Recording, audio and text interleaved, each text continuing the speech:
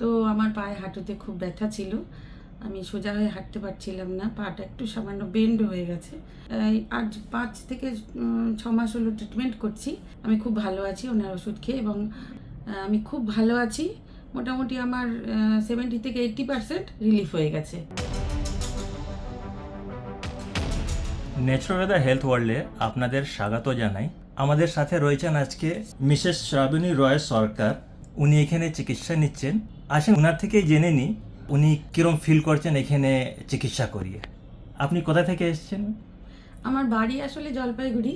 তো আমার পায়ে হাঁটুতে খুব ব্যথা ছিল, আমি সোজা হয়ে হাঁটতে পারছিলাম না, পাটা একটু সামান্য বেন্ড হয়ে গেছে। তবে এনার আমি আজ 5 থেকে 6 মাস হলো ট্রিটমেন্ট করছি।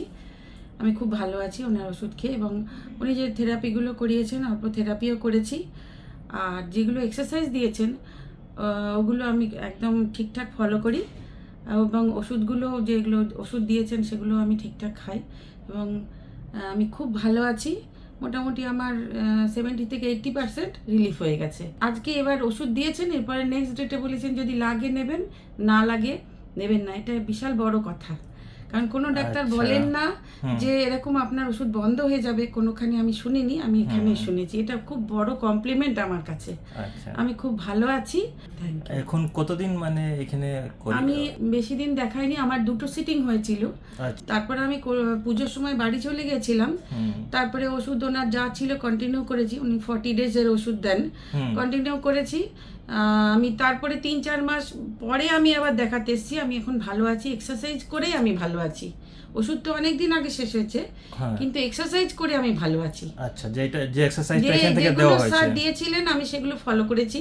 এবং ওনারও ফেসবুকে কিছু জিনিস আসে, সেগুলো আমি একটু ফলো করি। আচ্ছা, আপনি স্যারকে ফলো করেন ফেসবুকে? স্যারকে আমি একটু ফলো করি। আচ্ছা, আমি আজকে স্যারকে সেটাই বললাম। আচ্ছা, কতদিন ধরে আপনি ফলো করছেন স্যারকে? আমি ওনার যেটা আমি দেখি যে আমার পক্ষে সুটেবল, সেটা আমি দেখে আমি চেষ্টা করি ফলো করার চেষ্টা করেন। আমার পক্ষে যেটা সুটেবল, আমার হাঁটুর পক্ষে যেটা সুটেবল, বা আমার বডি পেনের জন্য যেটা সুটেবল, আমি সেটা ফলো করি স্যারকে, এবং আমি ভালো আছি।